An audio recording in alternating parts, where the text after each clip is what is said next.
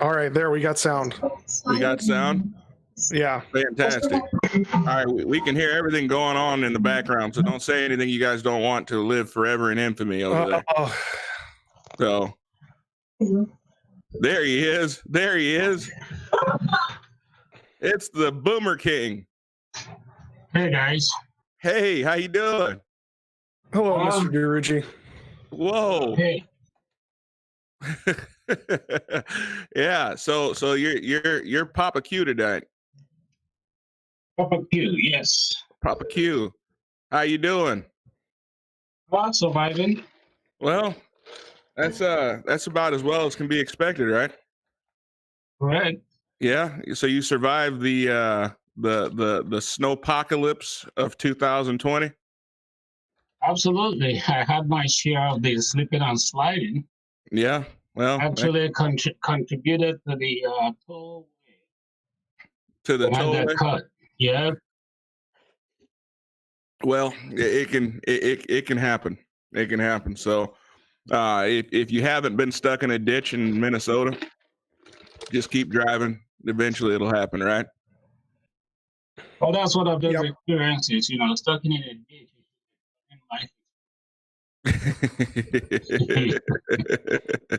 Yeah, fantastic. Well, hey, I appreciate you being willing to come on the show. So, I know you watch from time to time with Mom, and so it's been a lot going on, and I thought it'd be neat to have you on and talk a little bit just from your own personal experience about some of the things going on in the country right now.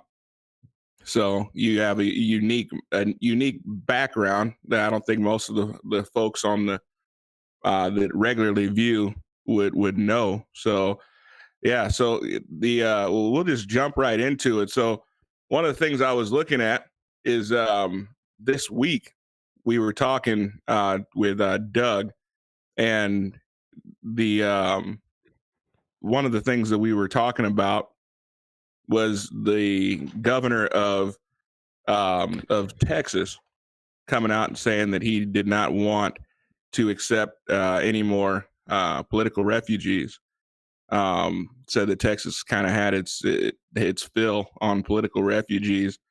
But I mean, what do you think about that? I know Trump kind of came out and signed an executive order, right, saying that states should have the choice whether or not to do that. And we've had several counties in Minnesota that have said, no, we're not going to take any more refugees. But we've had several counties that said, sure, we'll take all the refugees you can, our county being one of them. And what do you think about that? I mean, obviously, people have real they have real hellish situations that they're dealing with, So obviously, the human side of me says, man, we need to try to offer people at least some type of safety, and give them an opportunity to get out of their bad situation. What do you think about all that's going on with the refugee situation?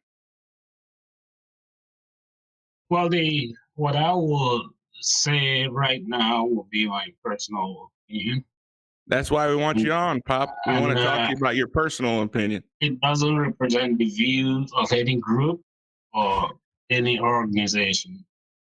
But again, the way I like to approach matters is if the shoes be switched, we are the ones wearing the refugee shoes. How will we like the shoe fit? Okay. So I know when we are in our countries, we just in because we are comfortable. Right. But one of the things that promotes life is if you break through your comfort zone and make yourself uncomfortable, right, then chances are you will like to regain a comfort level at the level at which you made yourself comfortable. And thereby you learn odds of the new level that you're in. So in answer to your question, a humanitarian point of view, most of the time when it is a politically motivated issue, individuals are uprooted from their homelands as a result of war that they did not know what caused it. They just happen to be on the other side, receiving the grunt of the decision made by those political leaders. Hmm. And again, countries that have the ability economically to sustain and support and help those, that could be, refugee. Not everyone labeled refugee, so to say, will become a burden. Right. There could be some of their offsprings that will contribute in some of the rare discoveries. You never know. I mean, I definitely agree. You can't put everybody in one box, but I mean, let's talk a little bit. I mean, for those that don't know you, and people know you as Papa Q at this point, this is for those of y'all that are just coming in. This is my father, and we really appreciate him taking the time to come in. You've been working all day, so definitely appreciate you taking time out of your schedule to be here. So just kind of give us a little bit of background. So where are you from? I mean, I know that, but for those where are you from? And well, so first off, tell everybody where you're from. What do you mean, geographically, or? Originally, where are you from? Well, I'm from across the coast of West Africa, one of the West African countries. Okay. I'm from Nigeria regionally. All right. And Right. so, I mean, so you had a choice to go anywhere. You could have gone to any European country. You could have gone to a lot of different places. I mean, what drew you to come to the U.S.? Well, as a matter of fact, most of my family members prefer heading to England, since they were colonial masters. Sure. And we obtained our independence through them. So, but as growing up with my experience, I had always been the one that, goes against the grain. As a result, I opted to start reading about the country. Sure. Because I went to my first British university. Right. I wanted something different. I studied the country. Said, well, I came from a country where human rights. Hey, Pop, you hold on. You're breaking up a little bit. So I don't know if you're using the mic on the computer. If you can kind of try to stay close to that mic, because you're fading in and out. So we're missing some of the stuff you're saying. So okay. Do I sound better? Or? Yeah, you sound a lot better. Thank you. Okay. Well, let me get a little closer. Maybe the gap. How about now?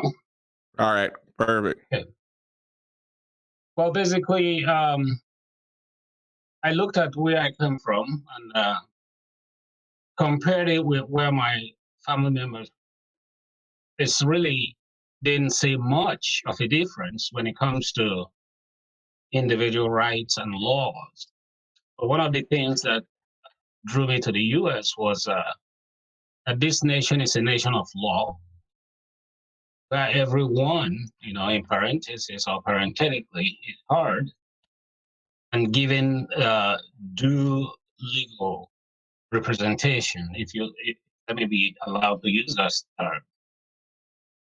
So I just wanted to be where my contribution will be recognized, no matter how minuscule, that is. Hmm.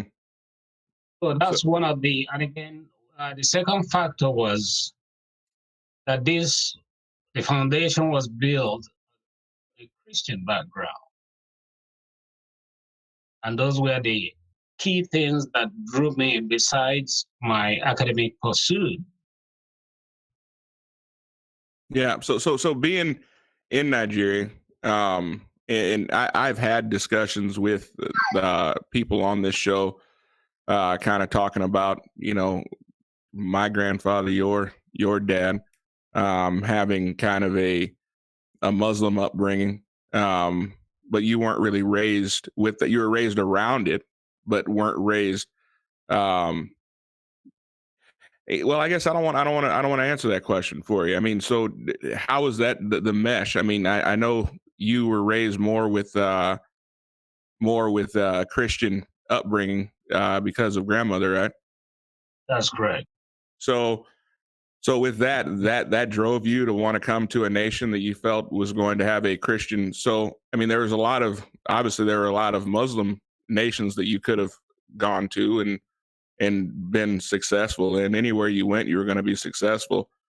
So that's interesting to me that you found the idea, and even being not from here, we talk about America being a Christian nation or being founded on Christian principles. But to hear that weighed into your decision, that's very interesting. So I know the one question everybody's wondering is as far as Nigeria goes. So do y'all live in trees over there? Like, do y'all have huts that y'all live in? Well, basically, to answer that question, I think first in the 80s when I first arrived, that was the consensus on campus for those who never traveled wide. So when the question was posed by one of the students, I think I kind of made a joke out of it because I told them when I was seeking for visa to come to the US, I went to an American embassy that was a building, actually, that wasn't located on a tree branch. As a result, I kind of shunned that question, but as time went on, I didn't hold that individual responsible for it because that explained to me the level of knowledge of what they know, because they thought that everyone was designed or something, that you live off trees. But yeah, it's a wrong notion that when people come and you're not familiar with them, there's ways to kind of look and discover. Well, having the chance to go there at a very young age, I used to kind of love to hear people's ideas of Africa. I mean, Africa being a continent, not a country, right? And there being as many differences between Nigeria and Zimbabwe and all these other African nations. There's as much difference between life here in the U.S. and life in Papua New Guinea or Guatemala as there is between life in Nigeria and even the Ivory Coast. Even countries that are in close proximity, very different. So, but of course that's just the way that's just, I think, the bias that we have. I to be very honest, when Lagos, there was very little difference in the early 90s between life in Lagos and life in Chicago.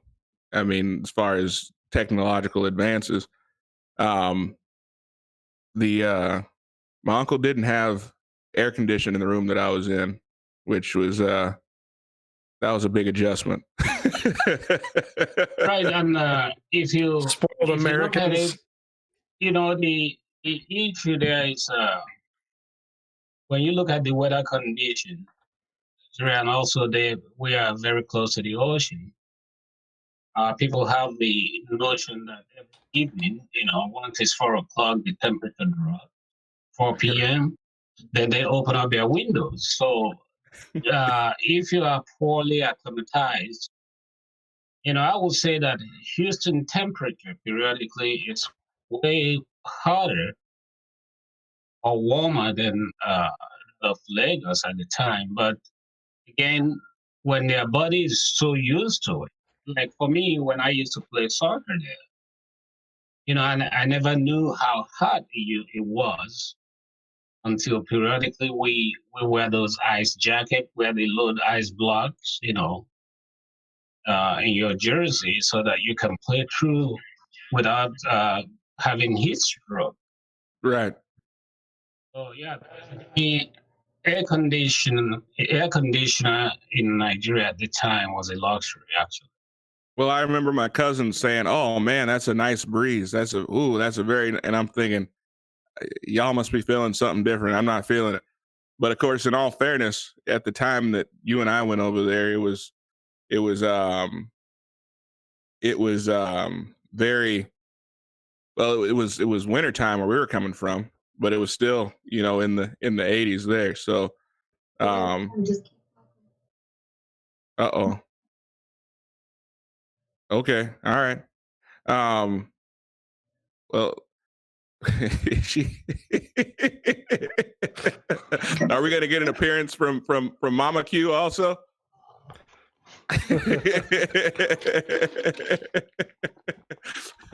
Hello. I guess not.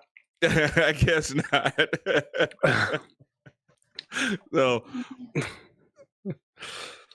okay, technical difficulty. nah, you're fine. You don't have to have the camera on if you don't want, but It might actually help the audio if it was off. yeah, From the looks of it. Sure, that doesn't hurt anything. So let me ask you. So I mean, so you left. You applied to come here. You came here legally, obviously. How long of a process was that? I mean, to come over here from Nigeria. How long of a process did it take to come over? What were the requirements? I mean, most people we hear a lot in the media, but it's not like just get a plane ticket and come over to live in the United States. So what was that process like? Well, again, at the time that I was being processed,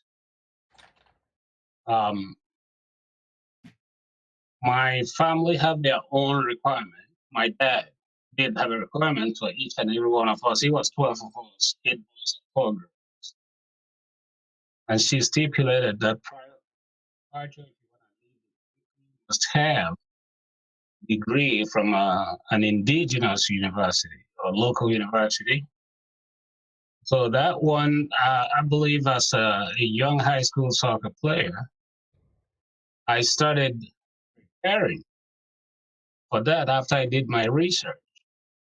One of the things was to fulfill my dad's requirement was to go ahead and obtain my degree back home.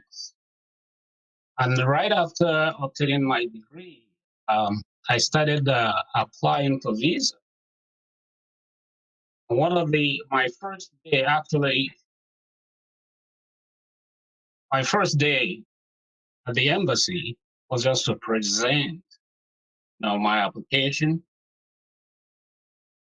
and the qualifications that they required. I turned everything over to them.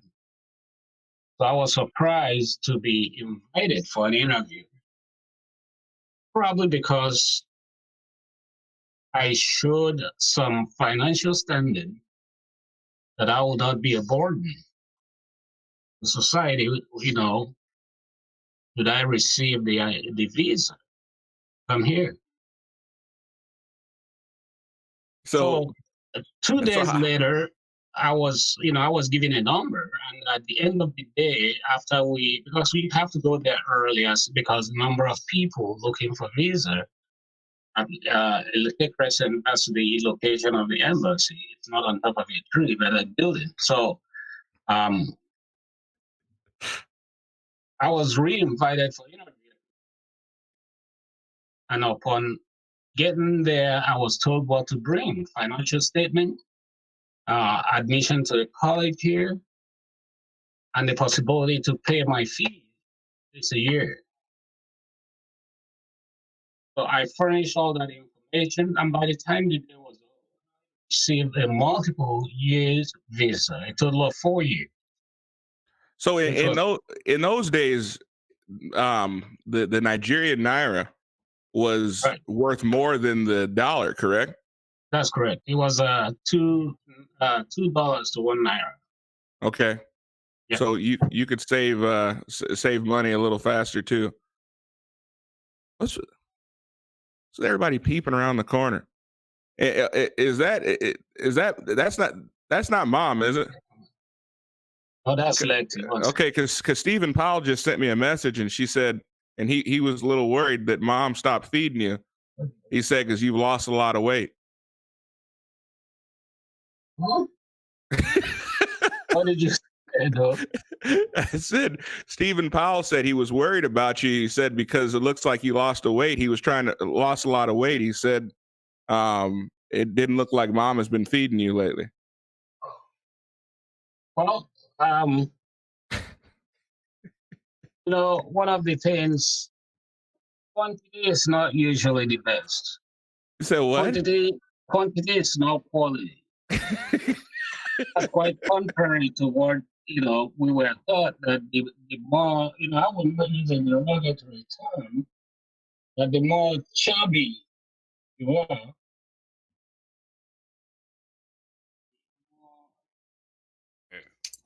Hey, Pop. Hey, turn your camera off. Just that button right next to the big round button, the phone.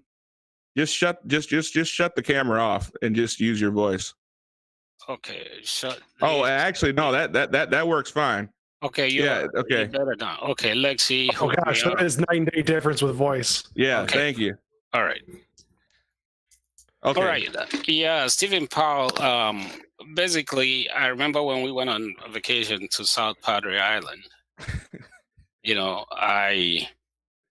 We had just came back from Alaska. I tried to fit into a scuba diver gear, large. I couldn't.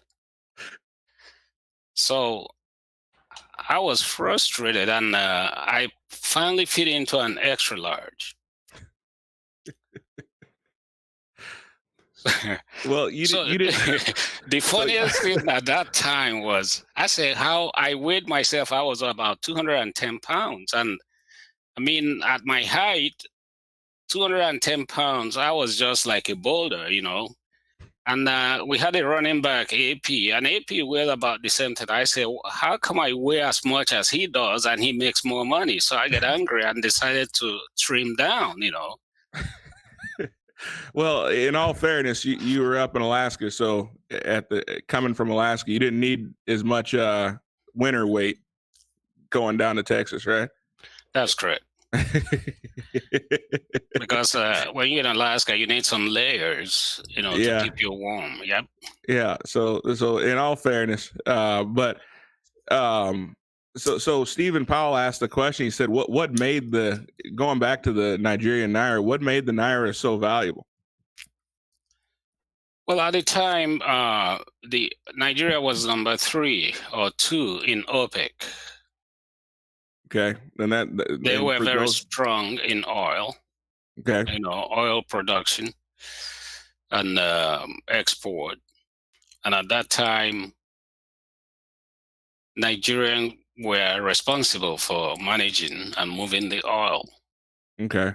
But I think one of the issues that happened down the line was allowing British Petroleum politically to step in, because they came as a promise made to them by when I use the term Northerners, Nigeria is divided into North, South, East, and West. And then the North and the West were together, and they decided to fight against the Easterners, which are the Igbos in general. Yeah. So Nigeria divided it into 2 by 2 rivers, River Niger and Benue, and they confluence in the current capital now known as Abuja. So as a result of that division, that triggered a war, which, as a result of that, when it ended, the British, began to manage the flow of oil,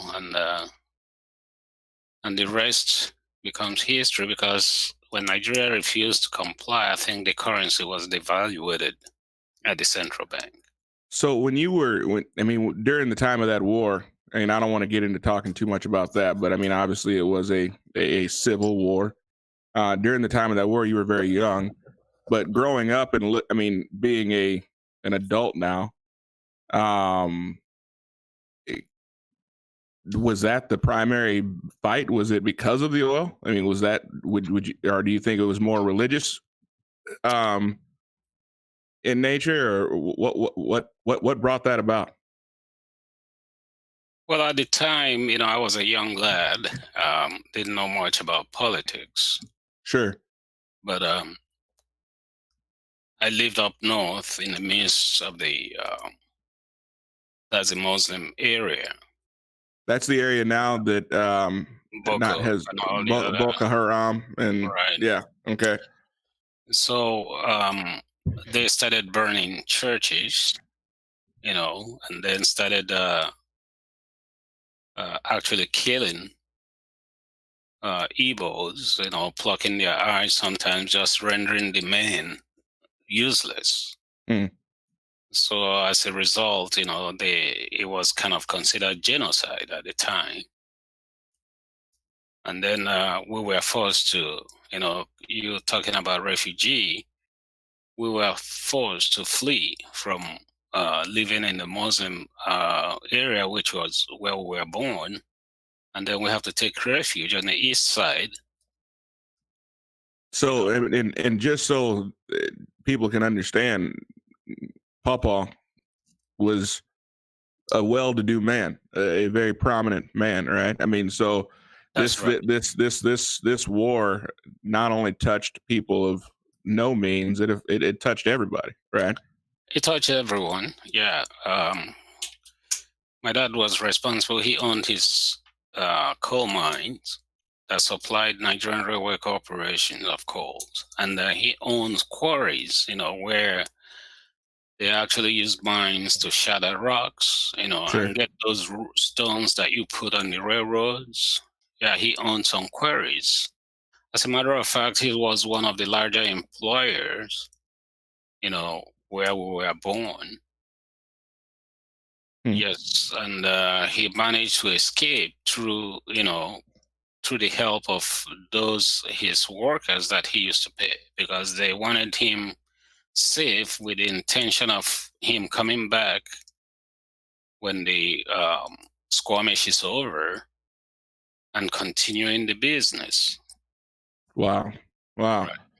And so, that was when you went and told your dad that you were going to the United States, that was quite a proud moment, was it not? Well, I won't use the term proud to describe it, because I was the sixth in the family. And I had 6 in the family. So were you the youngest? No, I was in the middle. So how many kids? 12 of us, 8 boys and 4 girls. Soder, you got a lot of work to do to catch up with that, buddy. Oh boy, do I ever. Although we started probably later than his mom did. Yeah, you see, back home, tradition have it that people get married early because they want to, I think one of the things that determine the family sizes or how early people have their children is economics. Sure. But when you're in a traditional place, whether you have money or not, people in the village gets around and say, hey, it's time for you to get married. And they believe that the larger the village, the easier it is to, compete with the neighboring village. It may be a traditional or tribal war. So that was the notion those days. So how that's an interesting Well, they're not wrong. The Bible talks about that children are arrows in the quiver, right? That's correct. So yeah, yeah, just like you guys, the other day we went to watch Jaden's wrestling. If a young man comes in front of me and start talking some junk, I know you're gonna step in. Right. See, that's that notion, I say, hey, you got to think twice before you attack a man with, his quiver full of kids, because you're stirring up a harness. That must have been quite the crew. I mean, 8 boys. I mean, that was plenty to. You guys had to be tough, huh? Well, that's one of those things, I never believed in survival of the fittest until I competed within my own family. And if you survive there, then there is nothing ahead of you that you cannot surmount.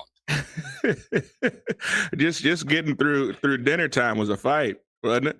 I mean, if you showed up late for dinner, you were in trouble. Well, dinner time was quite traditional because my mom sets the plates, and whether the oldest is there or not, his ration will be set aside. So he's gone. We believe in birthrights, so everything goes. And you know how I did when you guys were young. Yeah, I got to eat first, and everybody else ate. Yeah, and everybody take their turn because the birthright of the older one is being respected, and that's how we did things. So there weren't much of a skirmish, at the dinner table. We need to bring that back again. Make the oldest great again. That's right. Well, the oldest always been great unless they don't know it. So all right, so tell me about this. So when you mentioned something in the chat's talking a little bit about it, the talking about the tribal war, and just there being you mentioned different tribes. So do you feel that the political format in some countries, do you feel that it's driven more by here it's politics, Democrat, Republican, but do you feel that the politics in other countries are driven more by tribe affiliation then? I will say yes. Most of the time when people live in villages, and most of the villages have the same last name. Okay. And when they begin to outgrow the size of their current land, sure, they will go to war with the next village. Okay. And then you defeat them,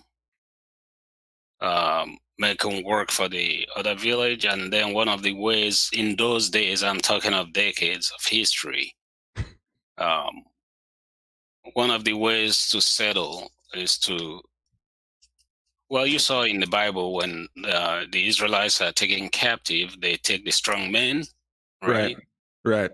So one of the ways to settle that is after they come and surrender, then the village chief of the victor will extend the boundary because that's what they are after in the first place. They extend the boundaries of the village until they compact them, until eventually they wind up absorbing them as part of theirs. Okay. So what their goal, the driving force there is basically the land. So taking on more land and growing the village was the primary goal. So I mean, so when a neighboring village got taken over, did they take on the last name of the conquerors then, or? Well, if it's what they have done in the past was they treat them like slaves, and some of them bear marks of the conquering chief at the time, and they will become slaves, and then they will choose if they want to make them permanent is to change their names, or if they will make them serve them for 7 years or whatever, to redeem themselves. So it really depends on what they were doing, and this was the history of those days. So we've never discussed, so they would enslave the other village then? That's correct. Really? So yes. We've talked a lot. We would sit around, and as a kid, you would tell us all types of stories about growing up, and we were always fascinated by it, but that's not something we actually ever spoke about. That's interesting. So, how did that, was it like the Bible days where the men would take the wives of the neighboring village, or would they not mix with that? They do, because that's when they conquer them. It's a shameful thing to take someone else's wife. And one of the things that was very rampant in those days, according to history, I'm glad I didn't grow up to see that, is the polygamist culture. Really? Existed at the time, yes. Did you watch the show a couple weeks ago? We had the polygamist on? No. Okay. But I had friends when I was growing up whose dad was married to 4 wives, actually. And I have a feeling that polygamy in Nigeria would be much different than polygamy in the United States, though, right? I should think so. But in those days, polygamy in Nigeria was a measure of well-to-do. Sure, yeah. So what you're saying is they didn't have wives from different villages all over the country. No, the man have to be able to provide for the family. So, but they would all be kind of in one household. What we call compound. Right. Most of the compounds are gated. Sure. And everyone will have a house in that compound with their kids. Yeah, I mean, I know in the village when we went back there, right, and there were 4 or 5 different houses behind the walls, right? So that's correct. Yeah, that's just our family there. Yep. Right. So, which was interesting to me that you would have in a perfect world, right? Your dad would have had the entire family, all 12 children living on the same compound, right? Which is the reality, actually. You saw the house where we all grew up. Right. And then you saw my oldest brother's house. So whoever was coming up next wanted to build a house will be shown a piece of property, because we all own properties. Okay. That you inherited being a male. But sure. females are not entitled to inherit properties, because there is a tradition that they will be married off. And didn't your dad have to pay a dowry in that case? It's when the man is getting married, then you pay a dowry to the whoa, wait a minute, that's different. Family, like you and I, you have to pay a dowry to the Venus family. And the dowry goes up based on the level of training and education your wife, have. And I think that's still going on these days. That's totally different. So instead of the man the woman having to pay, the woman's dad having to pay for the wedding, the man would have to essentially pay for his wife. So Soder, you would have gone broke, man. I think a lot of people would go broke these days for that. Yeah, you would have gone broke. Especially with all the college-educated women now. You would, because you definitely married outside of your your class. So you married. Yeah, I'm surprised they let me in. Yeah, well, I am too. So you guys probably need to speak in hideouts, because your in-laws might be coming. If you might receive a certified mail telling you you owe some dowry somewhere. Yeah, no, we fix that here in the U.S. We just make the wife of the dad of the bride pay for the wedding. So, well, you see, that's my understanding. It was the bride had her dowry, and that was something that she kept. Of course, this is from a movie with a certain cowboy. I forget his name. What's a famous cowboy from history? Not from history, but from cinema. Is that John Wayne? Yeah, John Wayne film. Okay. The Quiet Man. Oh yeah. Well, this is a civilized country, and I think people try to bend things a little bit. And if you look at the biblical times, you look at when Abraham got a wife for his son Isaac. He loaded the camels with goodies and money and gold and silver. Right. So that's dowry, and not the other way around. And I think if men were made to pay dowry in this country, I think some marriages could be saved, because people think twice sending your wife away if you have to spend a lot. You say, wait, I paid. You don't pay dowry unless you really, quote unquote, you're in love. And then when you pay dowry, you don't want to, forfeit that, because. So you pay your alimony up front there. You say, I gave up 3 cows for this woman. I'm going to stick it out. Well, that was a tradition, actually. And I know if my wife is listening to this now, I know she will say, okay, you owe my mom, so. Okay, now let me ask you. So how much? Wait. So you didn't pay dowry, and you're telling us we should? No, he was Americanized by then. So wait a minute. So let me ask you. So how many cows would mom have gone for then?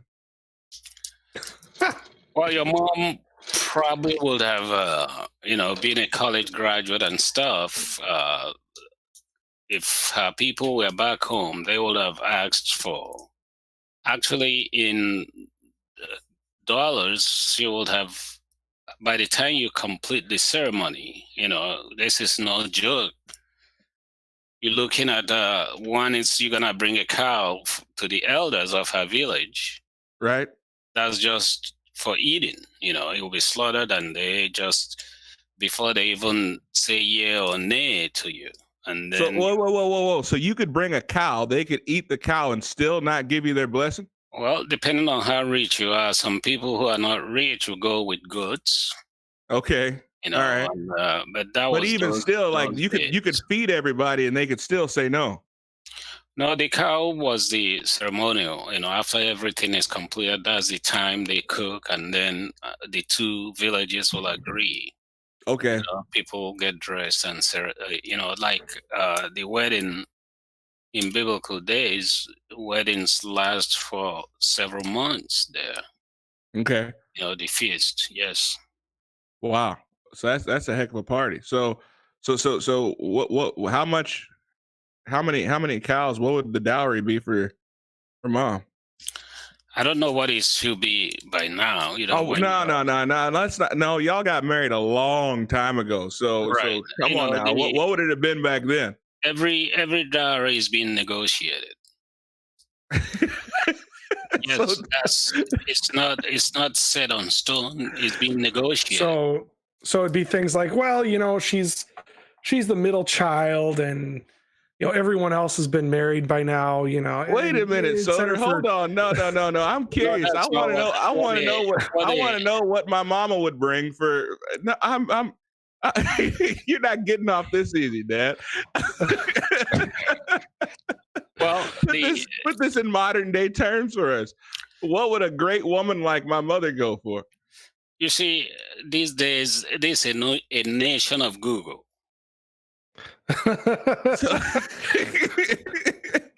Well, so she no, absolutely not. No, she's asking too. She said she's beautiful, educated, sexy. Well, that's her words. So she's in there now. So yeah, she wants to know too. So yeah, I'm curious. How much money did my grandparents miss out on? I'm curious. If I may be honest with you, there's a tradition back home since we're going back. And we know that she's fertile. She gave correct. You 6 kids. So, that's where I'm coming from. So you be very cautious what you say, because you might be putting a rope around your own neck. When a dad is not able to pay his bill, his first son pays it. That's tradition. So now, do you want to ask me that question again? I'll take my chances. Yes, I want to know. Well, the needy got to eat too, Right. In dollars, actually, I think your mom is well-to-do. She is self-sufficient. She was self-sufficient, and she's beautiful. She's strong. She's educated. she will net the top dowry. And again, for instance, when my oldest brother got married, because of his feelings towards his wife, he went above and beyond. And so what did that look like? I would have gone. He spent more than $20,000 on this. 20 grand? Yes. Whew. Man, America's about to get childless if we go to dowries. I mean, even more than we are now. I mean, can you imagine? We have an incel problem now. Can you imagine what it would be like if every guy had? I mean, every guy would be a bachelor. They would not be able to afford any wives. But they wouldn't. We wouldn't have a 50% divorce rate. I can guarantee you that. True. Because we wouldn't have the 19th Amendment either. You will need her to, as your team member, to work together in order to recoup. Oh my goodness, $20,000. That's I was thinking. You see, this is the thing. There are little ceremonies that goes on. And all those are spending, and then you add the local wines, beer, all the things, several goods, and then the young women from her side, coming to escort her, and then you have your family again escorting them back home with a different ceremonial, setting. All those are money involved. I mean, so it sounds like there was it was not just a ceremony; it was an event. I mean, there was a lot that went into a joining a union, and it was a whole village thing. So, I mean, so you didn't have the divorce rate like we have in the U.S. now, then, right? No, growing up throughout in Nigeria, I never heard of divorce. Actually, wow. I mean, I read of it, but I never witnessed one. So let me ask you this, Dad. So what about murders of spouses? One of the things that's very bad for a man to do is putting his hands on his wife back home. Why? Because the women have a very strong union. The local village women's organization is very tough. It's tougher than any court. Legal, at least if you go to court, a judge can lock you up and keep you safe. But not these women, because you will be terminated if you ever do something like that and they found that out. So the women do watch out for themselves. Quite contrary to those days where they say women, in some cultures, they say women are not valued. No, not in evil land. So it's interesting because a lot of people would argue that if you have a dowry for the woman, essentially, man's paying for the woman, so he's going to treat her like property. He's going to mistreat the woman. But that sounds very different than what you're describing here. Absolutely. Dowry is not a purchase. Dowry is a reward to the parents for the time and money they put in raising that child. And that's how they calculate that. Wow. If you spend money paying fees, you see, Nigeria is not like here where you get student loans and scholarship. Right. When a daughter or a son goes to college, it's out of pocket. When I was growing up. Yeah. So when some guy comes across the street, and again, not the guy, because marriages, when I grew up, it's usually the two parties involved, their parents have to agree first. And sometimes marriages are started or initiated without the husband, knowing who the wife is. Wow. Or it's gonna be until the family examines that person and do some background checking, ruling out certain things. So that sounds kind of like an arranged marriage, right? I will use more of a betrothed. Okay, a betrothal. Right, rather than arranged, because arranged might be You're marrying her whether you like it or not. Back home, they would do a study to make sure that generations ago that your wife have no linkage in any way from any of our family members from way back then. Both sides would do some of those genealogical checking, and it's not like here where you have computers and DNAs, because there's always the elder in the village that knows, those generations, and then they go backwards. So, I mean, speaking of that particular scenario, I always found it interesting. So those elders, weren't they responsible for not only keeping up with the genealogy, but they were also responsible for keeping up with the history of the village as well, right? That's correct. And so how did they do that? Did they do it in song? Did they write them down? I mean, how did they keep the history there? Well, back home, every village had we call the village square. Right. At night, the elderly, they put on a log of wood and kind of have fire when the men are back from the farming or whatever they do. Right. And then everybody gathers around and listen to the elders tell the history. And that's how we learn. And so they would just kind of sit around and tell everybody stories. This is obviously before TV and before internet and before modern day. I mean, you guys had TV, right? But not until I left. When you were in the village, you didn't see any TV, did you? No, I saw it. I saw it in Legos, but not in the village. Not in the village. Because until we left, there were no electricity. Right. Remember, it was a lamp. We had kerosene lamps. You remember that? Yeah. Right. So unless we have generators, that the person brought in, other than that, is kerosene lantern. But it's interesting because as a kid, it didn't bother me at all. Heck, I mean, we would run around outside playing soccer in the street and playing out in the woods and things like that. So, I mean, I really didn't care much about whether there was electricity or not. It bothered me at night when it was time to go to bed because it was hot. But outside of that, no, those things didn't mean a whole lot to me as a child. So getting back to this coming to the United States. So you came quick before you get onto that on a new or back to an old topic. We do have a super chat from a bit ago. Okay. From Bad Dragonite for $2. Was told this stream had white women. Where are they at? Yeah. I don't know who told you that, Bad Dragonite, but whoever they are, they're liars.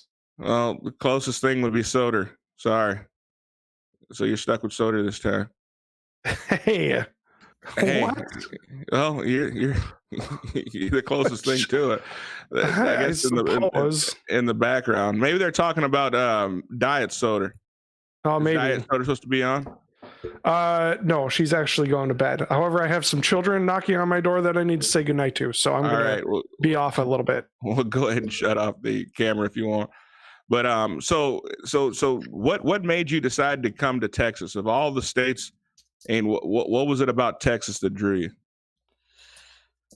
Well, prior to coming to the U.S., you have to pass what we call TOEFL, which is test of English as a foreign language. You have to study that and you pass it. And then you'll be given a book after you receive your visa. So during the process of my visa, they gave us a book that broke down the temperatures of some of the states. And so when I looked at it, Texas was very close to where I came from. That was the closest, So temperature-wise and weather-wise, that was where I wanted to kind of experience first before I started exploring. And that was why I chose, Texas. So So you chose Texas based on the weather. The climate, it seemed yes. the climate seemed more agreeable to you. Came to the U.S. So let me ask you, you came over. So how long was it before you were able to get off of government assistance and start kind of taking care of yourself? Government who? Government assistance. So like food stamps and housing and all that. How long was it before you got off that stuff and started providing for yourself? Government assistance. That's absurd. No, it's interesting because I was reading a story this week and it was talking about the average refugee, right? The average refugee, that it's 7 years before they are able to on average 7 years before they're actually able to provide for themselves or stand on their own 2 feet. And I think that's sad because there's so many people who assume that immigrants come over and they're essentially living off of the government until they figure things out. But that wasn't your story. That wasn't your story at all. Absolutely not. You see, when people put a label on individuals,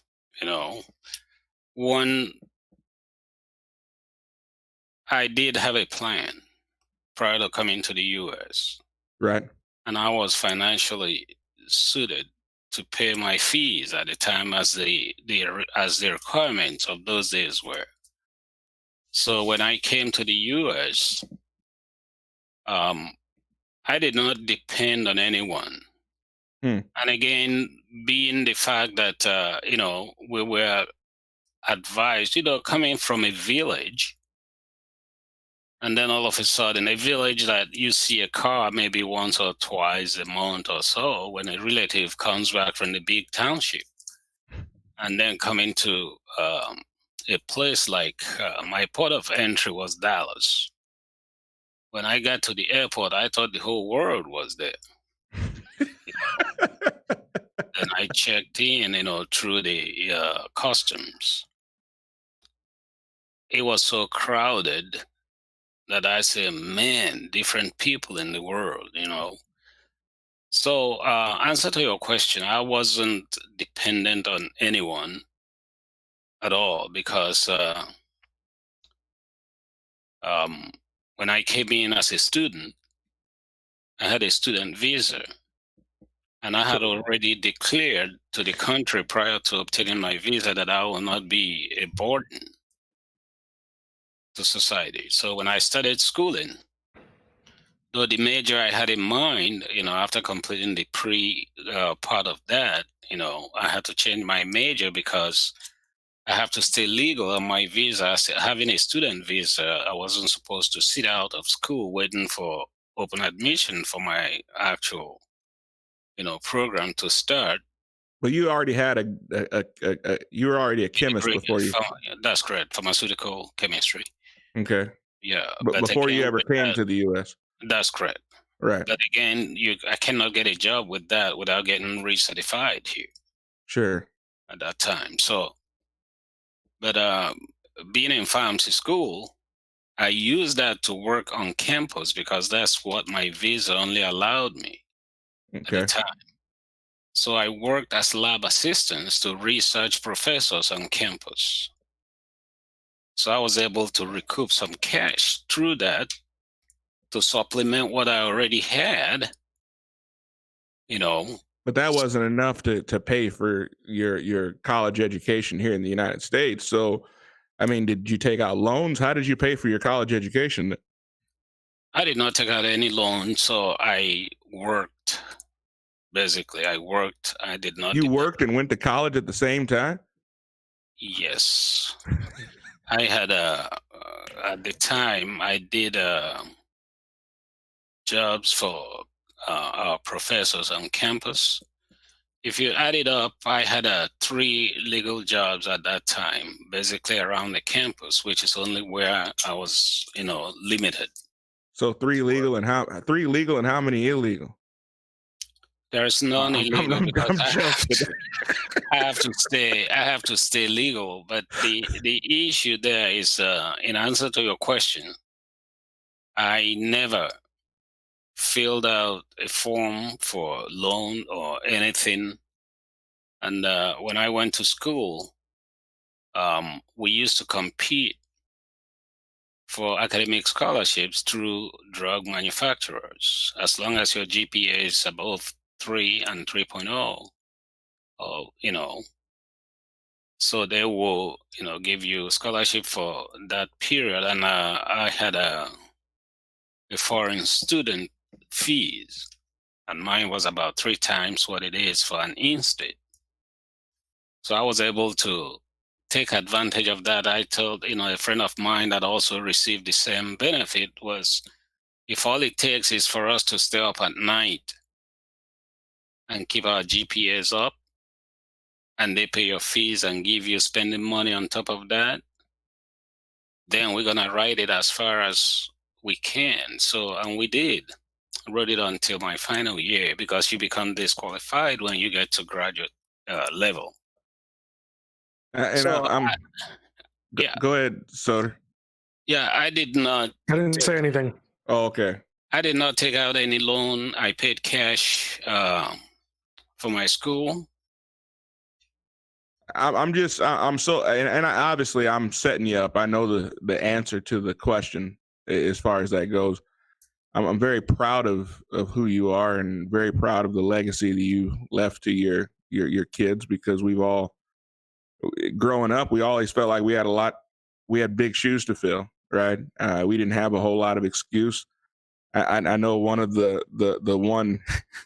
one of the statements I made as a kid that still haunt me to this day, because you still give me grief about it, is I said, Dad, what was it like coming to the U.S.? I mean, that must have been so great coming to the U.S. I mean, in Nigeria, everything comes so hard, and you have to work so hard for everything. And in the U.S., things just kind of just come to you.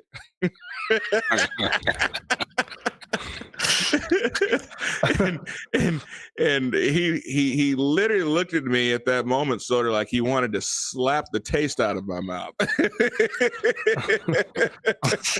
He looked at me like, you foolish child.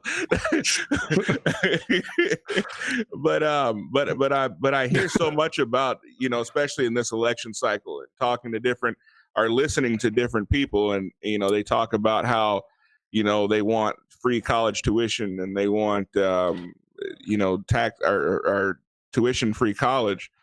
And I think, man, I have a father who came over here, English being second, third. Well, for you, English is what, fourth language? You can say that, yeah, because there are other dialectical languages that we have to speak or learn to get along with other cultures. Right. And so, I mean, having learned all those languages, coming to the U.S., and then not only there's a lot to figure out. I mean, life is a lot different from Nigeria to coming to Texas, right?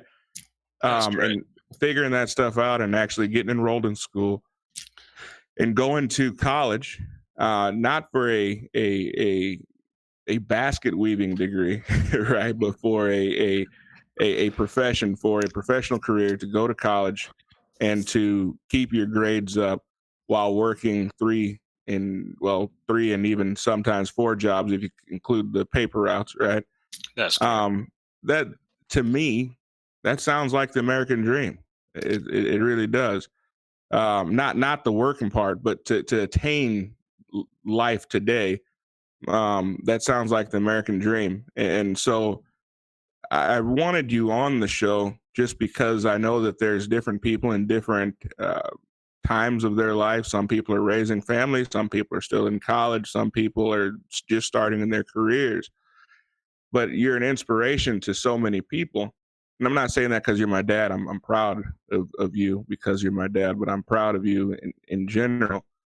For a man to come over with all the excuses in the world to not do what you did, to come over and to work probably one of the hardest men I know hardest working men I know to this day. And I'm honestly, you had excuses, but you didn't take excuses. You kept working and working, and everything that you have, has been not only to the glory of God, but also just not making excuses and just continue to work.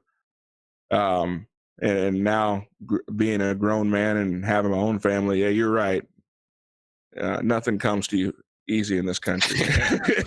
Well, I'm glad you realize that. But first of all, I want to thank you for acknowledging that respect to me and, making me believe I'm a hardworking man. One of the things, you did mention immigrants and refugees. I believe that everyone in life will have a plan in your life. And when you have that plan, it becomes a driving force. And whatever gets on the way, you learn to circumvent that with your eyes on your goal. But the problem is when you don't have a goal. Because when I first came to this country, my goal wasn't to be comfortable. My goal at the time was to get my degree and go home and start enjoying that oil money. But upon meeting your mom, she kept you from the oil money, huh? I said, so that was your that was your form of dowry. You gave up the oil money for mom? That's right. So I said, I won't let this one get away, and as a result, my plan changed. And then you guys started coming. I remember one of the things that stood out to me was coming when my port of entry being Dallas at the time. The flight was very long and tiring. So getting at the Dallas airport and we get off, went through customs, going to the baggage claim. I saw people lining up in a fast food restaurant. I don't know. I'm not going to say the name at all, but I was so hungry. I looked at the board. I have no clue what, people were ordering. You had never been to a fast food restaurant. I never eaten out before because we cooked all day, So I saw people coming through and buying. So the lady in front of me ordered stuff. And then when it got to me, the young lady, sir, what are you going to have? I looked up, I said, just give me one of that thing she had, just one of that. She said, how do you want that? I was just nodding, whatever she put in, because I had no clue what it was. Yeah. So we were used to cooking, and then I checked into a motel because the school had about 3 more weeks to open. Right. Didn't know what the grocery, never seen grocery stores before. I had open markets back home, So we saw a gas station and said, man, that's a store, So we went and saw bologna meat in the packet. We bought it. Went back to the hotel. It's one of those hotels that have stove and stuff. So we started cooking our own soup with bologna. We said, it's American meat. That's what we call it. So a bologna soup. Yes. I can laugh at that now because of my white privilege, but actually, I might try that someday. No, basically that time, we ate that for a few days until one day we went out. Remember, we just landed there about a week or two ago, and so down the street from Blue Bonnet there, we saw KFC. Went out there, fried chicken, Because back home, we never bought chicken in parts. You have to buy a whole, get a whole chicken. You raise it yourself. So we ate KFC daily for 3 weeks before school started. So those are the experiences that when I look at it now, and then Stephen Powell saying I lost weight, that might be where I picked up all my pounds, because fried chicken and bologna. Right, used to be a fast soccer player. But again, not to make case make light of everything. It was tough, but again, when I look at my dad and the promise I made him, and my mom, and then the integrity of the family, because that name, we don't wear it anytime you going out there, say, remember you are this, and don't use it anyhow. So instead of bringing shame to your family, you do whatever it is, as long as it's clean and brings respect and integrity to the family. And that's, yes, I strove. And that's one hardworking etiquette that I inculcated on my, to my kids and you guys there.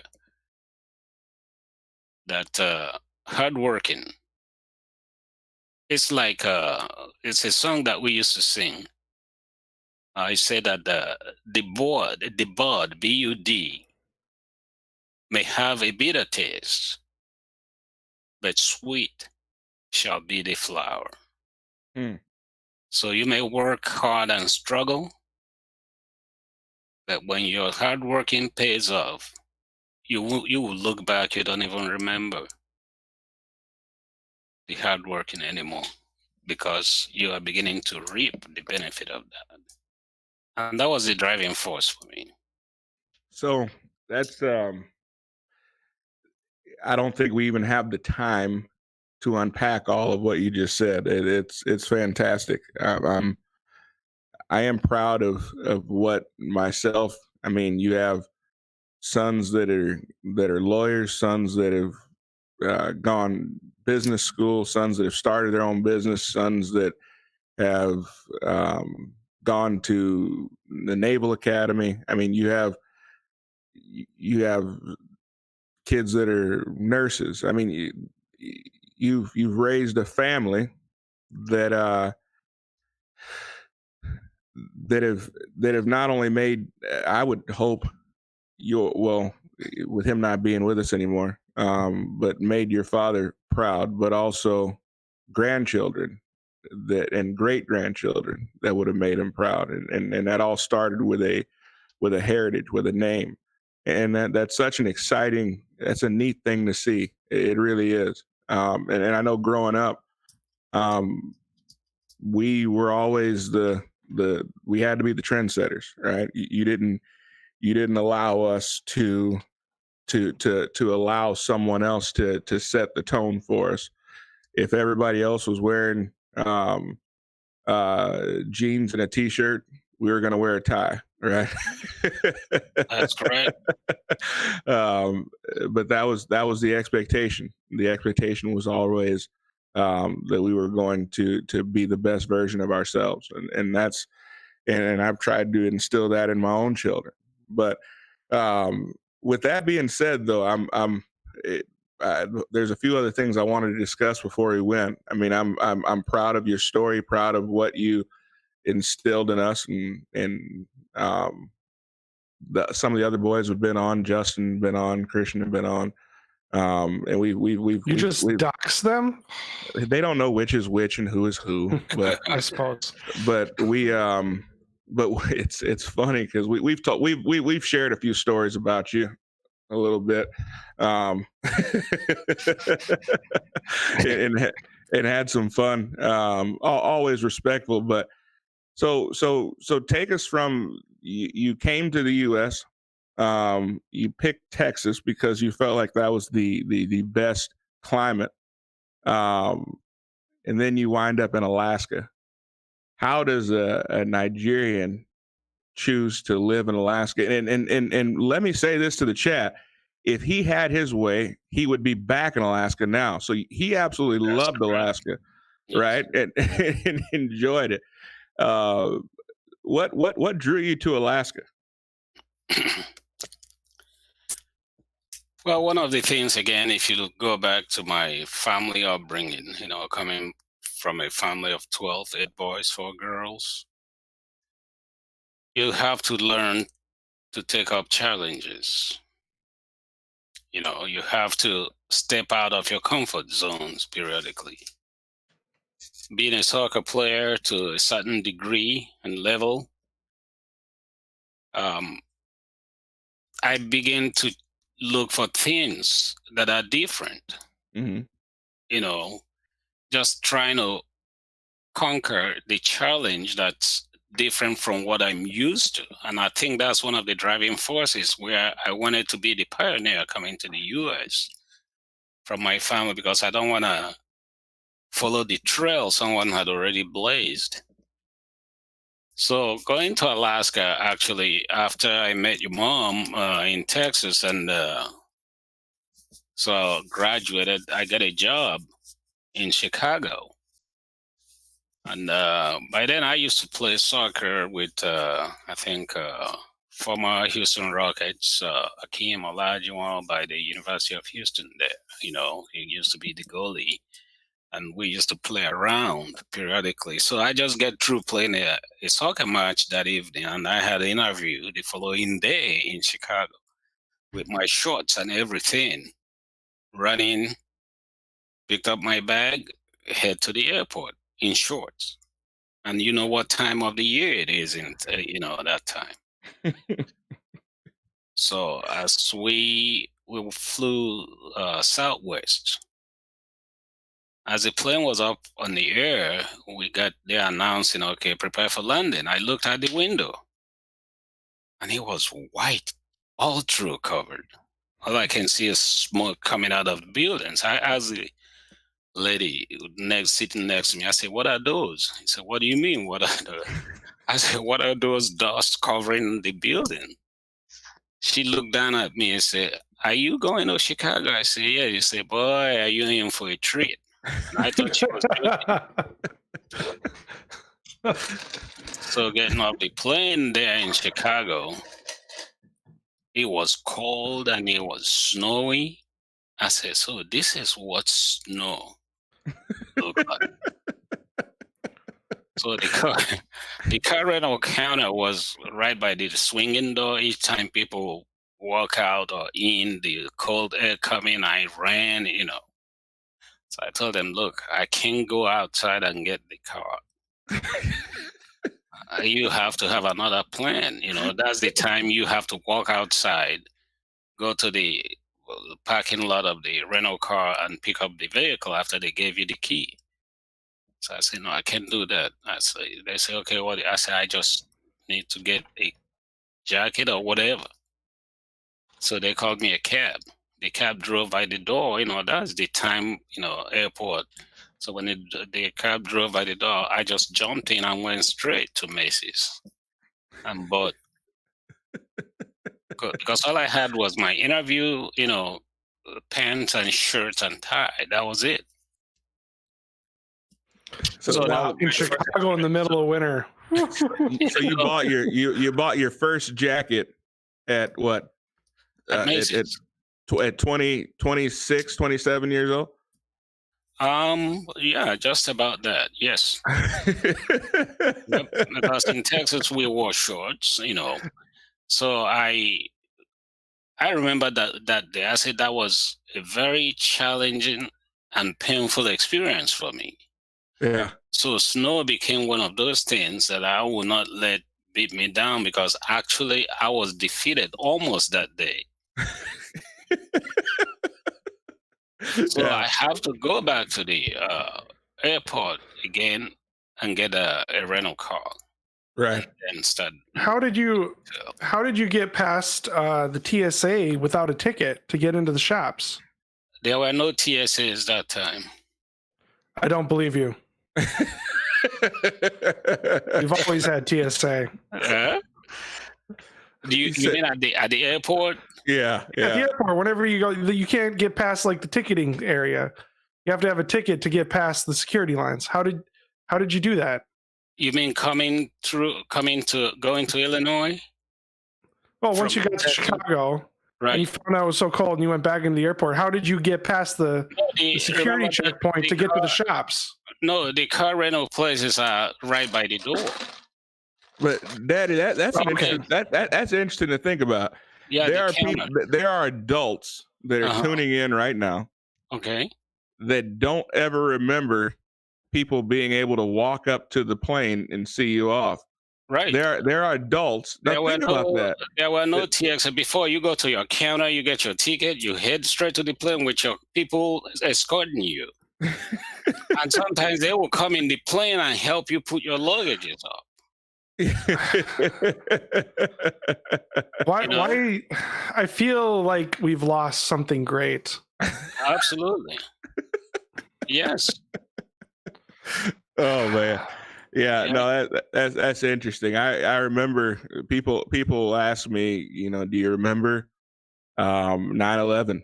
And I remember being at home during the summer, and you called me up. You were across the street at work, right? And you said, "What's going on?" What do you mean, what's going on? What's going on? Have you turned the TV on? And I turned the TV on, and nothing's quite really been the same since then. But so much has changed. But yeah, no, that's interesting to think that there are adults that are voting in this year's election who don't even remember what life was like when you would see somebody off at the plane, or when they'd get off the plane, you were right there at the as they would get off. Right. And they didn't have to go down the escalator, didn't have to meet them in baggage claim. You were right there waiting for them as they walked off their plane. It's a small thing, but it's amazing to think how much life has changed since those days. That's true. It's wow. So from there, my career, I began to travel states. We traveled, we lived in 7 different states, just exploring. And then Alaska was the last place we went in, and you remember that, so we fell in love with it and decided to stay. I didn't love it at first, but I fell in love with it over time. Right, it grew. Yeah, it grew on me. Yeah, I mean, but what was the song that our favorite native sang to us? It's springtime in Alaska. It's 40 below. We got off the plane. I was going to say, you have springtime in Alaska? Yeah, well, it was April, but it was 40 degrees below zero in Barrow, Alaska, and the wind was blowing it at about 20 miles an hour. So altogether, it was a little over 60 below with the wind chill factor. So, yeah, when you get off the plane and you were in 70-degree weather prior to that, that's quite a shock to the system, let me tell you. And here I thought yesterday was bad. Yeah, yesterday was bad, but not that bad. All right, well, we do have a super chat from our good buddy Osmodius for $2. Thank you, buddy. Says, I'm late. Oh, well. Hi, Daddy Q. Hey. I think he's referring to you, Mr. Q. All right. Mr. Q. So what am I, Miss? You're just Q. I'm just Q. Okay. Q. I'm Q. You're Mr. Q. So, it's so funny that I'm Soder, that we have so many people that are speaking, that are really enjoying this, Pop, just looking at some of the discussions in the chat. But growing up, Soder, none of my friends really knew what to make of my dad. They were all terrified. Why? Had they not seen a black man before? It had nothing to do with that. He was just serious, and he was intimidating. And so growing up, most of my friends were terrified of him. And it wasn't until he started coaching, he became our soccer coach, and we started traveling around and winning championships and different things like that. And of course, everybody wanted to be on his team and be coached by him, and they wanted to hang out at the house on the weekends. But yeah, up until I would say probably 7th, 8th grade, all of my friends were terrified to come over to our house. So it was like one of those movies like Remember the Titans where, oh no, it's a black man. What are we supposed to do? And then he started helping you guys win, helping the kids win their games. And hey, let's go over to his house because he's cool and he's hip. I don't think it had anything to do with the race as much as it had to do with just his take on life.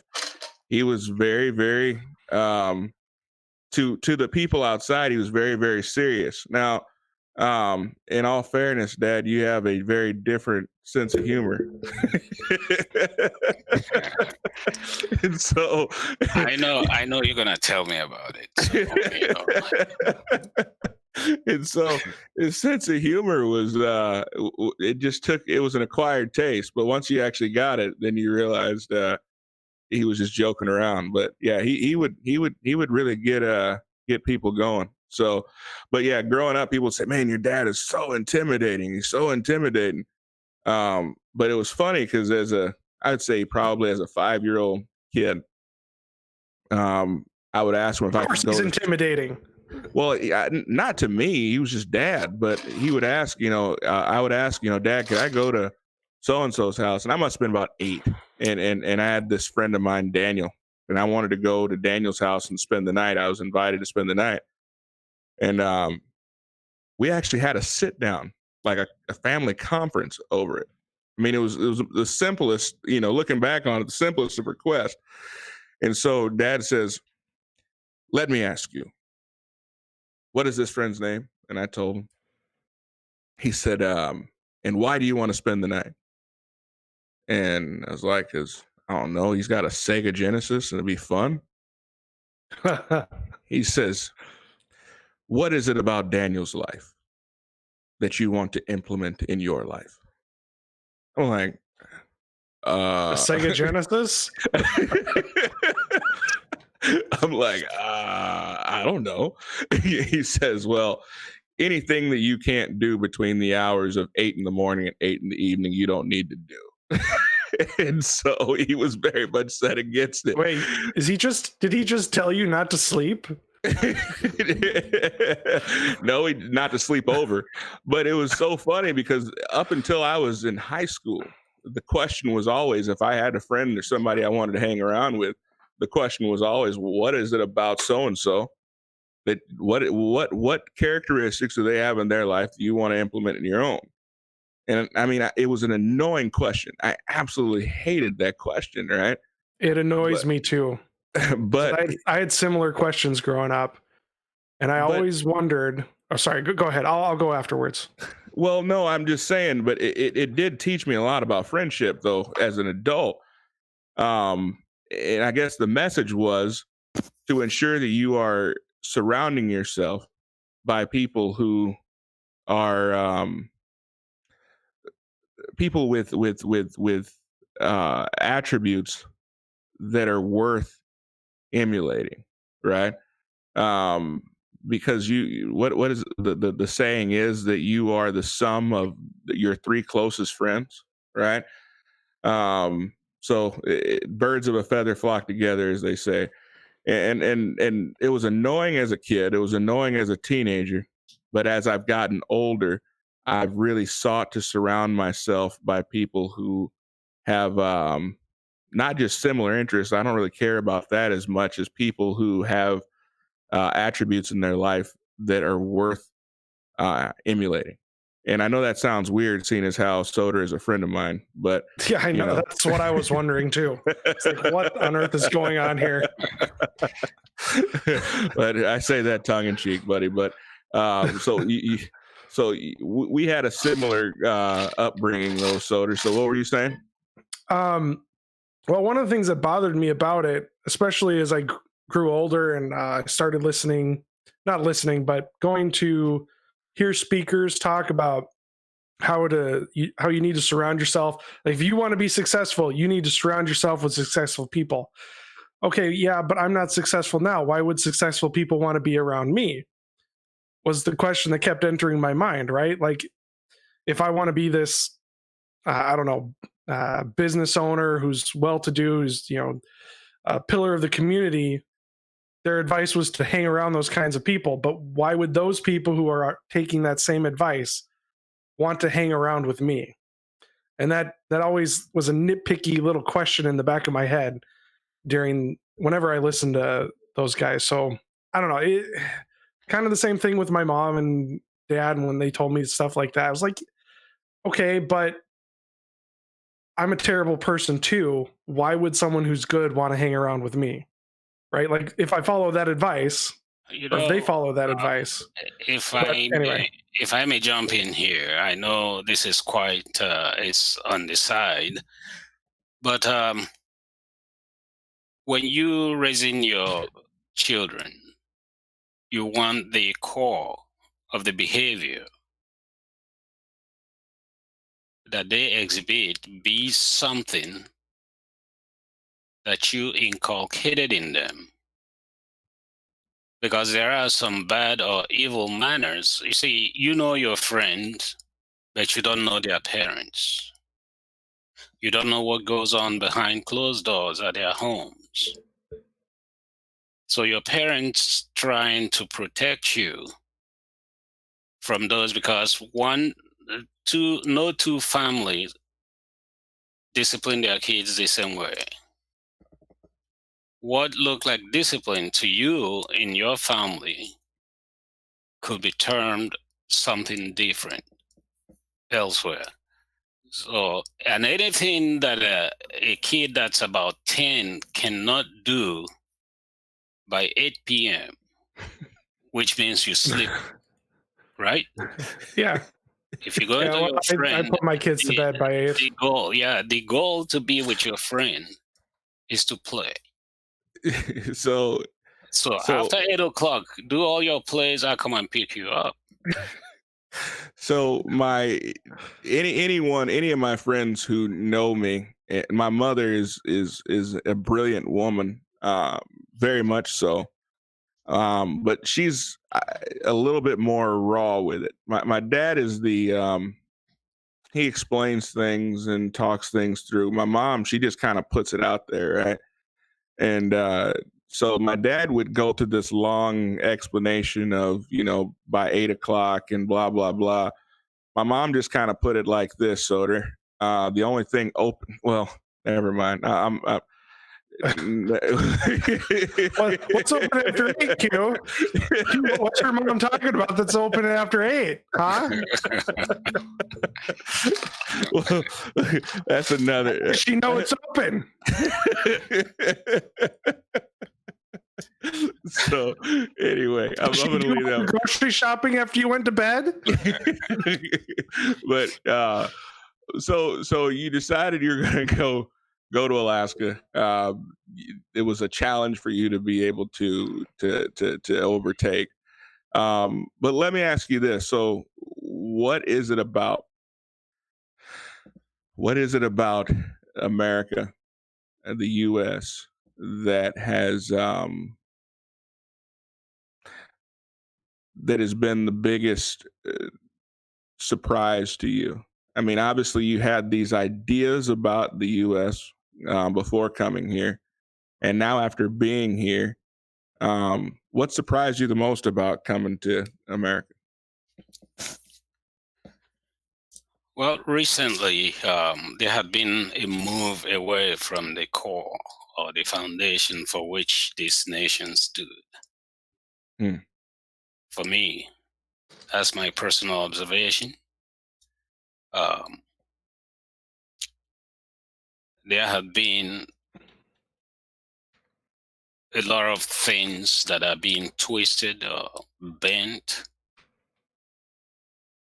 People are more pursuing personal agendas as opposed to the national well-being. And the Christian foundation that this place was known for, those values are big. Seeing them gradually disappearing. So why is that, Dad? I mean, why do you feel like those values have eroded so much, and what's the solution to bring them back? Well, I'm glad you asked. Well, remember you just cited the reason we didn't allow you to spend the night at someone else's home is because their values are quite different. from the values that we have. I have nothing against individual values, but when I observe the standard for which we were held at the early days, these days I see so many young people looking for handouts. That's my observation. You go to workplace, our work ethics that time, you punched out because the job was done. But these days, people punch out because the day was gone. You follow what I'm saying? Sure. Yeah. So hardworking is gradually becoming an issue. I remember working minimum wage in those days. Was it what? Was it $3, $3.50? I forgot how much it was. And we worked hard. And we enjoyed it. So there are certain values that are, moving away, and we were open to other people's views. These days, I watched some speakers in some public universities being shouted down because people weren't interested in what they were going to say. You look at the so-called freedom of speech, freedom of expression, all those things are gradually going away. I've seen people mugged because of a certain hat they put on.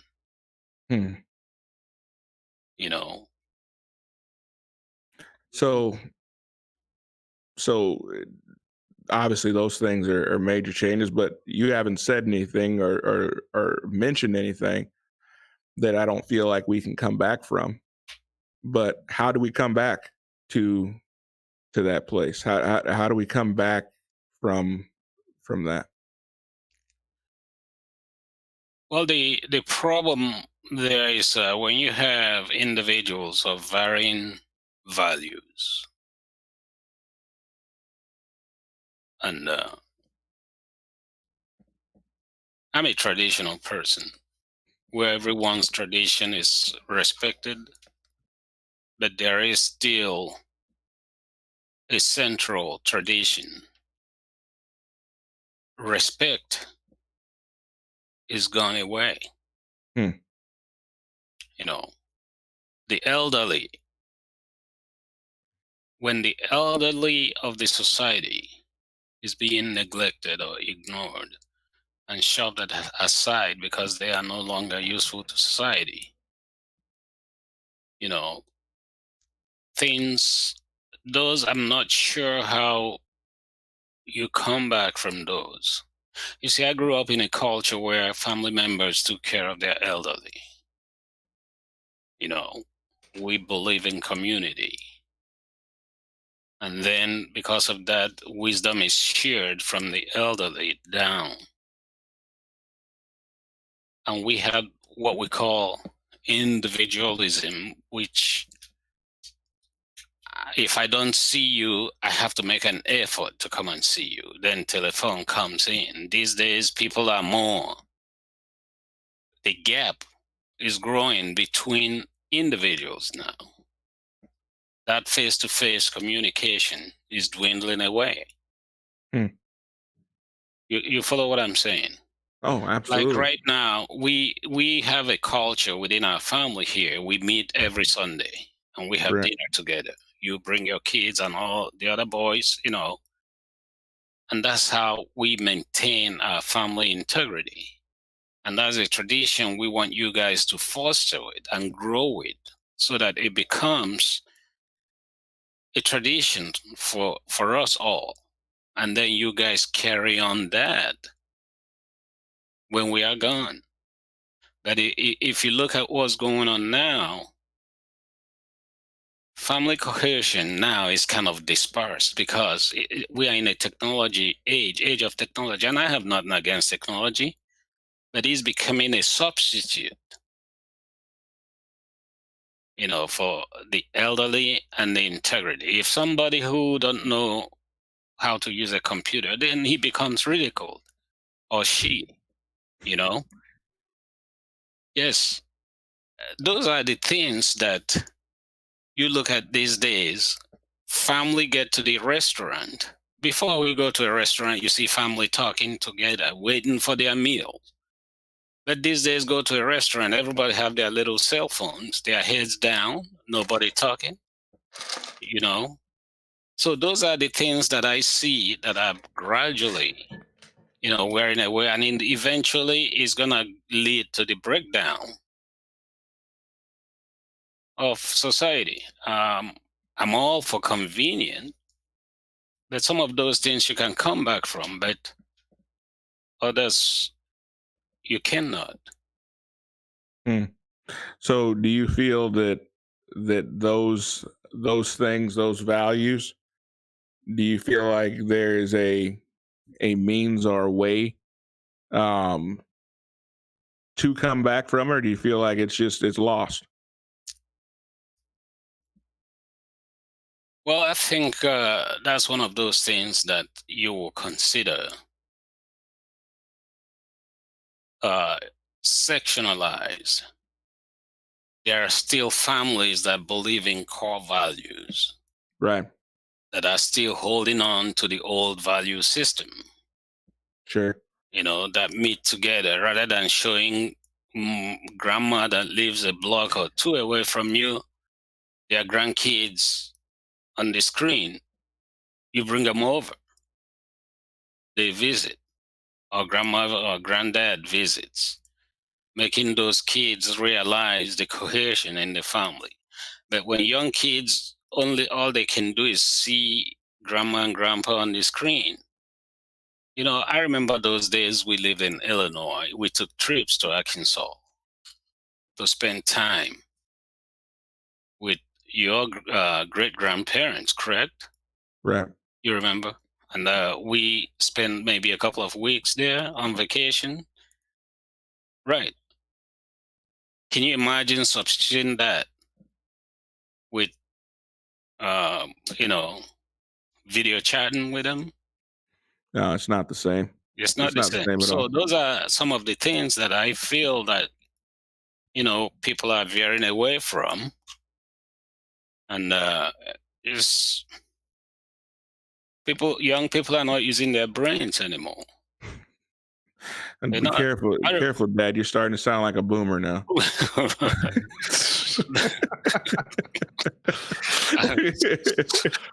All right. We do got a couple super chats and a couple questions from the chat that I think are pretty pertinent to this show. First up, we have Bad Dragonite again. Thank you, buddy, for $2. Do you still ask permission when staying at Nick's house? I don't stay at Nick's house. I'll go and spend a long time, but I always come home. And yes, I do. But instead of asking my dad, I ask my wife. So. And next we have Osmodius again, our good buddy, with $2. Papa Q, have you met Nick and Tim? Ask Q the same sleepover question about them. Well, you know who Nick is. You've seen Nick on the show a few times, and you've seen Tim. He's not he wouldn't be your representative, I don't think, but he's the representative just south of you. Yeah, I'll pass on answering that question for now. All right, and we also have Stephen Powell asked Papa Q this question: is America today changing to more resemble Nigeria of yesteryear? That's a mouthful.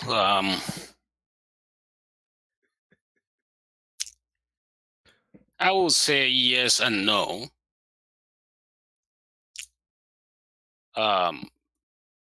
The no in terms of the legal system, the law here still, people have rights to the legal system. You don't buy your way out, no matter how much money you have, as opposed to Nigeria, when if you have money, you can buy just about anybody. So things can go in your favor. You can do that here. You just got to have more money. I don't know about that, because there have been cases that I have seen recently, that people come out and the legal system, takes its role. And but one of the ways that I see this, like Jeffrey Epstein, right? Yes, he bought his suicide. Well, I will not get into that, because the jury is still out on that, whether it's suicide or not. But Dad, do you think he killed himself? I will not deliberate on that, because I don't know. We need mini Q in here again. There have been some fingers pointing in that direction, especially the disappearance of the surveillance tape recently. But Hey, Pop, anyway, wait, hold on. No, wait. Leave that up to the qualified. Because Stephen asked the question, though. Stephen asked the question. So if that same situation happened in Nigeria, would you believe that he killed himself? Absolutely. Well, the reason I will believe he killed himself is because Nigerian jail is not for a rich man. If you went to Nigerian jail, you don't ever want to go back, do you? You will never want to go back if you ever come out. If you come out. Right. Okay. So there aren't a whole lot of repeat offenders. Well, there probably are. If they're, one of the things people probably do is they either go there to change, or they learn more better ways to, avoid being caught. Sure.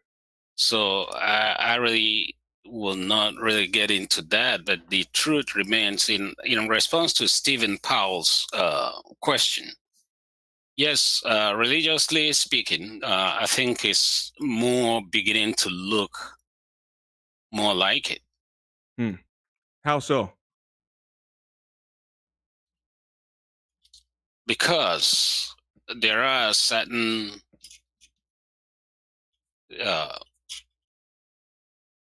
these days people have different views, which is okay for a society. What makes a society strong? Like in Nigeria, you have all these varying,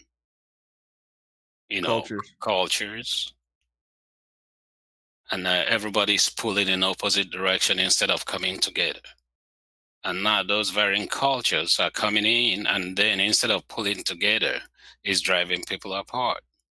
So that's where they're beginning to kind of look like each other.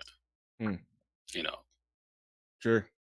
I mean, and I suppose instead of tribalism, we've replaced that with politics, really, right? That's correct. So whereas one tribe might be in power and they look out for this tribe, one of the things I've always noticed is. You mean like Democrats and Republicans? Well, yeah. I mean, that's kind of the tribe of America, right? But one of the things that I've noticed, for example, is you can always tell which tribe is in power in Nigeria, because when the national team, soccer team, comes out to play, it's not necessarily the best players. It's made up primarily of the people from the tribe of the president, or the people that are in power, and so the opportunities are limited at times to which tribe you come from, as opposed to your talent level. I mean, is that fair to say, Dan? That is fair. So I see a little bit of that coming up, where it almost seems like, I mean, and I'm not going to get too far into the Trump thing just because obviously we want to keep it moving, but some of the things that he's been accused of, if he had been a Democrat, I wonder if he would have been facing the same level of scrutiny. So seems like that there's certain rules for certain people and different rules for others. You don't have to agree with that, Dad, but anyway, that's my own personal takeaway. So, but with that being said, so I'm gonna go ahead and answer. He called me a coward, so I guess I gotta answer that. So if I were going to say, what is it about Nick and what is it about Tim? What characteristics do they have in their life that I want to emulate in mine? The one thing that I have to respect both of those men for is whether I agree with them all the time or disagree with them all the time, and whether I feel they're right or whether I feel they're wrong, they're unapologetic about what it is they believe. And they're always going to stand up for what they believe. And you guys know that about Nick, you know that about Tim, and we've beat Tim up pretty good on this show, haven't we, Soder? I mean, yeah, I'd say so. We've put him through the blender of Out of the Darkness. But he's steadfast on what he believes, and he is steadfast about what he believes in. He will defend it to the end, and so I respect that. I don't have to agree with him, but because he believes what he believes and he is unapologetic about it, I can respect it. And that's the one thing that Dad always taught us growing up, is that if you are a man and you believe what you believe and you think about it and are well thought out in what you believe and you can articulate what you believe, that just because he doesn't agree with it doesn't mean that he can't respect it. And it's more important to be respected than liked. Is that a fair assessment, Daddy? Yeah, I will say that you will agree to disagree. You're right. There you go. You will, because one thing that we don't know in life is when people see things, you and I can look at the same thing, that we have different views of it. Sure. Based on your perspective and where you're coming from. Sure. That's extremely fair. So it looks like we have another super chat. We have another super chat from Oofda Buckets. It sounds like he's some sort of long lost relative of mine. With $10. Thank you, buddy. That's very generous of you. Would Papa Q say the American dream is really a dream at all? Or what is worth pursuing in this life? Well, I'm glad. This is one of the cliches that I hear at work. When I greet people on the desk every morning, I say, "How are you doing?" They say, "Oh, living the American dream." And then I will respond to them. I say, "Let me know when it becomes real."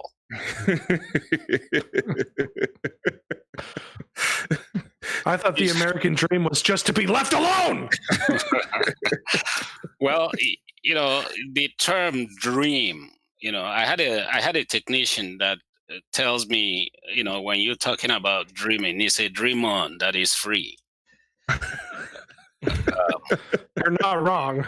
No, you're not wrong. Dream is free. But anytime you dream, and you did not back it off with effort, it's still a dream. You wake up and nothing changed.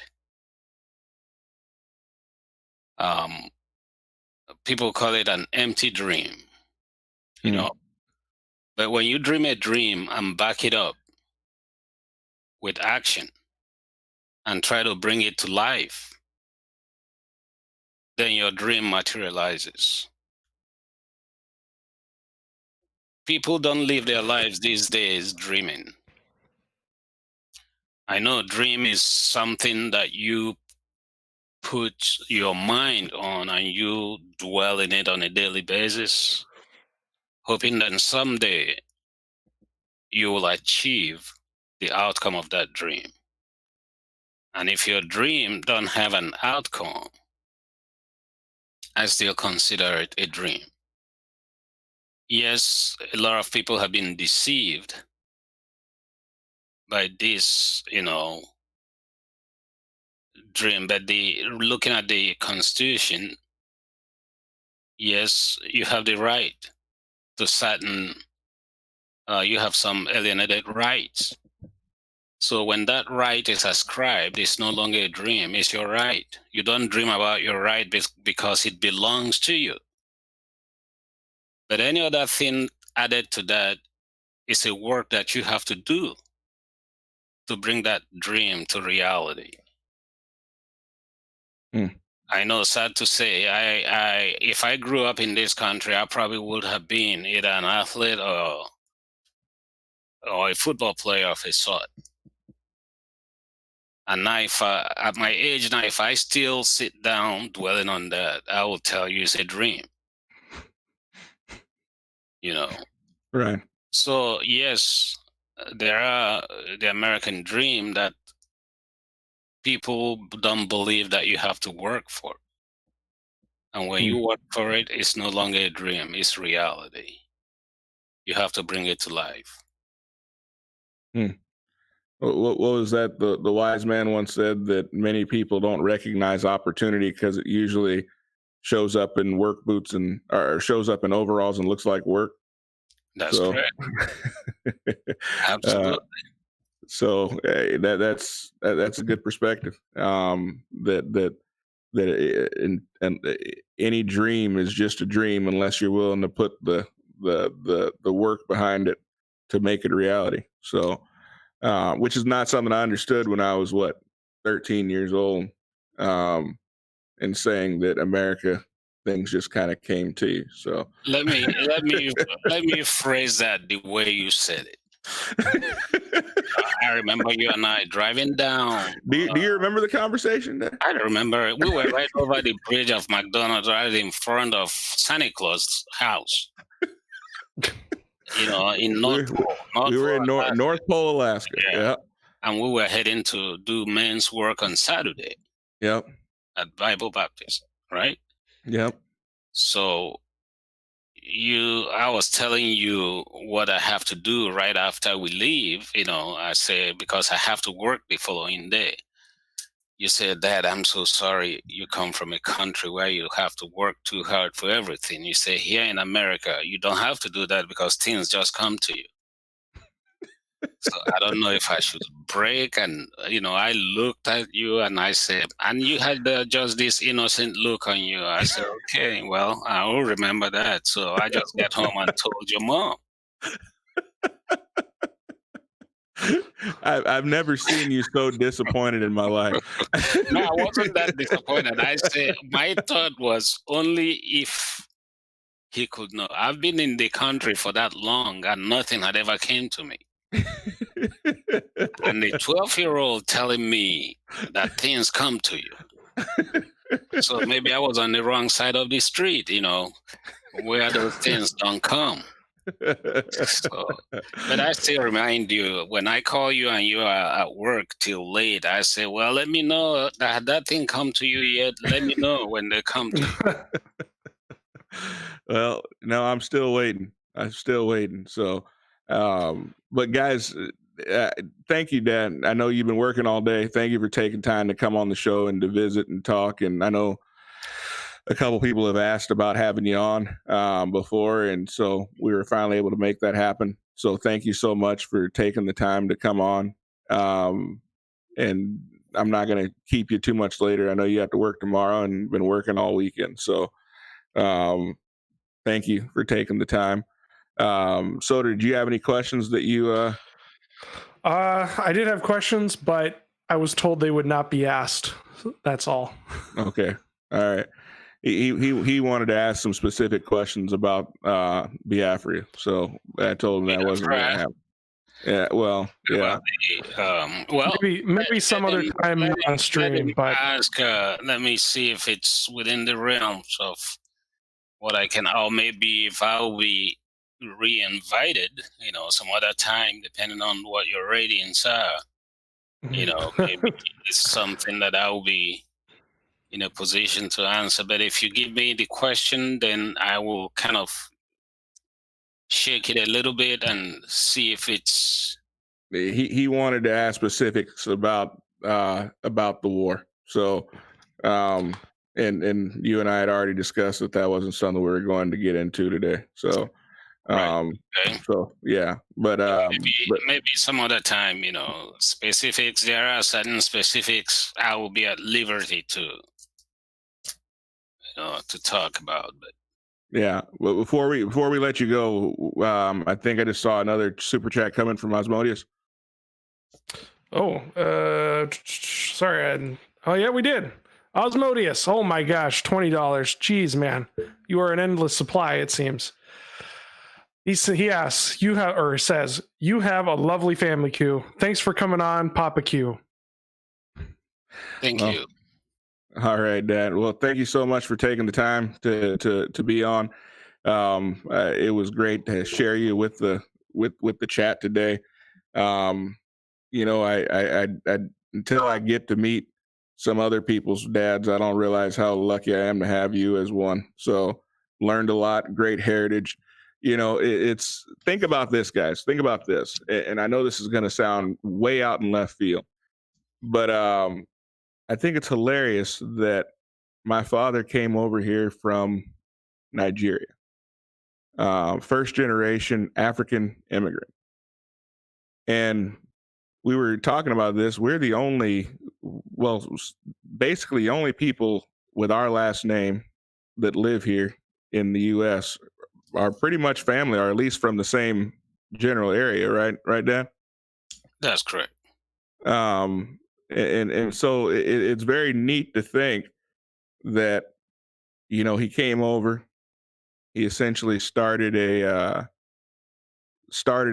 family, and that family is growing by leaps and bounds, and essentially making a name for ourselves here in the United States. Thank goodness you're not taking over the village next door. Oh my goodness.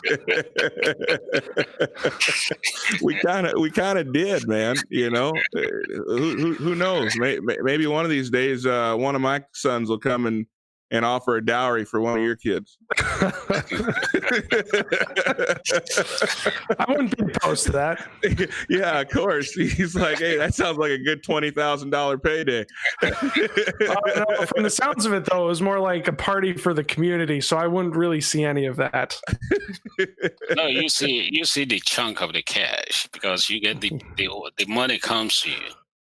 And all that. So maybe I had it wrong at the time. Maybe in Nigeria it just comes to you. All you gotta do is pump out a bunch of daughters, and you got a retirement plan. So, all right. Well, hey, I love you, Daddy. I'll talk to you guys later on. Hey, you guys have a fantastic week. We'll look forward to having you guys next week. And I think are we still streaming? We should be. Okay, I'm not seeing anything, but anyway, you guys have a great evening. Take care. Have a great week, and look forward to seeing you guys next week. Thank you, Soder and Daddy. We'll see you guys later on. Thanks for having me on. All right, thank you. Thank you. Bye. All right.